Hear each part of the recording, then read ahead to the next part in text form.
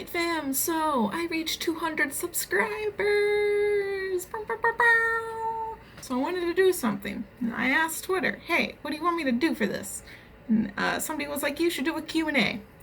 So even though I did that technically for my BookTube birthday, I'm doing another one. And I'm actually making a video for it rather than just a Twitter post. So more of you can comment on this video and tell me what you want me to answer. It can literally be anything. I don't care. It doesn't have to be about books. It can be about literally anything. So ask me those questions and I will leave this open for about a week. For you to ask me questions. And then after that, I will answer the questions in another video. Wow. So that was really all I wanted to tell you.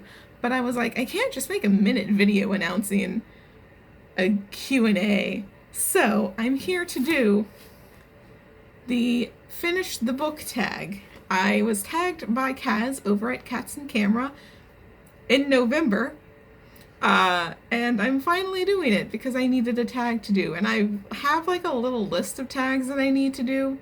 And I was like, this tag looks fun. So I'm doing that.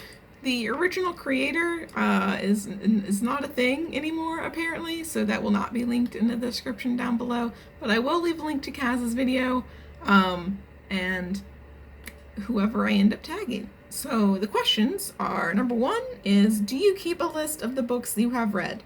I do have Goodreads, so technically yes, but also I do have a spreadsheet that I have all of my books that I've read this year in. I had a spreadsheet last year as well, so I do keep track of the books that I read through Goodreads and a spreadsheet. Number two is, if you record stats, what stats do you record? Okay, so I record a lot of stats on my spreadsheet. You ready for it? Publication date, start and finish date, how many pages it is or how long it is if it's an audiobook, the format, if it's an audiobook or print or ebook, the source, if it's from the library or from my own TBR, the form, which is prose, poetry, comics, novella, that sort of thing, genre, the audience, so YA, adult, new adult, middle grade, if it's own voices or not, if there's a person of color protagonist or author/artist, if there is a queer author or protagonist or artist, the gender of the creator, the nation of origin of the creator, and the main character's sexuality. I added the main character's sexuality. The rest came with the spreadsheet, but I added the main character's sexuality because I like to know, because I read a lot of queer books, but I want to know, how many are bi, how many are gay, how many are lesbian, how many are just queer. So far it's been just queer, because if there's not a term on the page but it's obviously queer, I just put queer. Number three is, do you give star ratings for books? There's another half of this question, but it doesn't pertain to this because I don't give star ratings to books. I believe the rest of the question was, how do you come up with your star ratings? I stopped giving star ratings to book because of the fact that I kept giving every book that I would read 5 stars.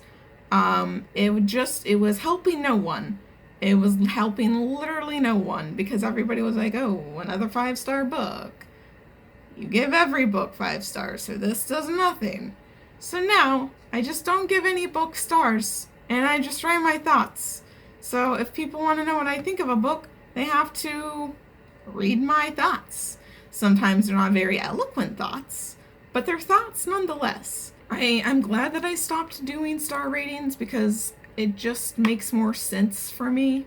I was too worried about giving a book a bad star rating and actually talking about what I thought about the book. So yeah, not giving star ratings has freed me from that, and now I just talk about how I felt about the book and people can make their own judgments about that, and I won't be criticized for giving away too many 5 stars. The fourth question is, do you review books? Yes. Since I don't give star ratings, I have to review the books or people aren't going to know what I thought about the book. So even if my review is like a really shitty review, like I think this was back when I was doing star ratings, but literally my review for King of Scars is just, I love Nikolai with my whole heart. That's it. That was the review that I wrote. I think I probably gave it 5 stars. But my reviews now, even though they still might be a little shitty, I do try and be like, hey, yeah, I enjoyed this book. I enjoyed the characters. I enjoyed the plot. The world building could have been better. Go check out my Empire of Light review. The 5th question is, where do you put your finished books? On my bookshelves. So, I put them over there. I put them right there. Mostly, I put them right here because my other 2 bookshelves are full.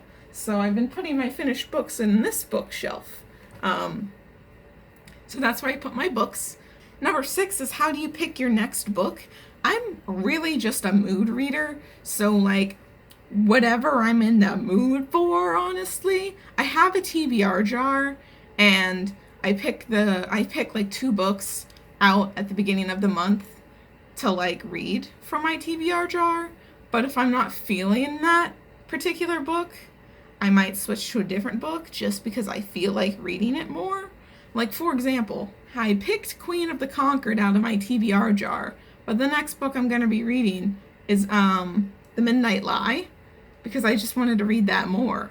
So it's just a mood thing. Number 7 is, do you have any other rituals for when you have finished a book? Not really. I make sure it's finished on Goodreads, and I make sure my finished date is in my spreadsheet, and I make sure I fill out all the other information in my spreadsheet, but other than that, no. And finally is, who do you tag? So I'm going to tag Graham over at the archive because I tag him in literally all of my tag videos. And I'm also going to tag Erin over at Tomes and Tunes because she's making videos again, and maybe she wants to make a tag video. I don't know. Erin, you can do whatever the fuck you want. I just figured I'd tag you, so it looked like I had friends. But anyway, that's the entire tag. I hope you enjoyed this video. Don't forget to read...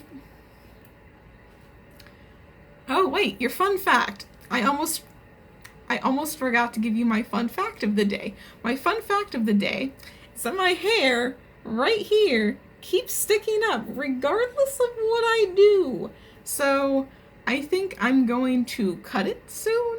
I have to cut it myself, obviously, but I've cut my hair before and it hasn't turned out badly, so it should be fine.